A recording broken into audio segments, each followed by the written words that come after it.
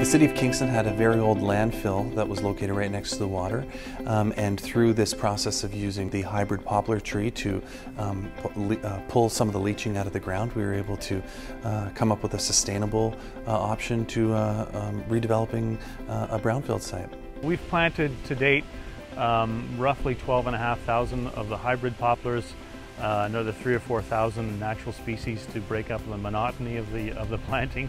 It's a natural system. They are quite a cost-effective alternative to conventional groundwater pumping systems. So there is a greenhouse gas reduction implication in the effort. We are right at the end of Lake Ontario and the beginning of the St. Lawrence River, so it's absolutely critical for Kingstonians to ensure that we protect that natural resource that we have. Belle Park was used as a municipal landfill by the city from the early 1950s to the mid-1970s, placing garbage from people's homes and businesses into a wetland in the middle of the river seemed like a good idea, and of course now we know it was a very bad idea.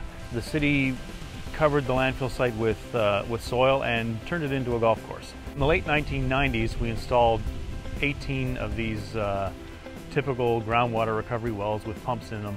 They're expensive to build and to operate. In 1998, Kingston suffered from the ice storm, and that took out a whole rows and rows of mature trees along the south side of the landfill site.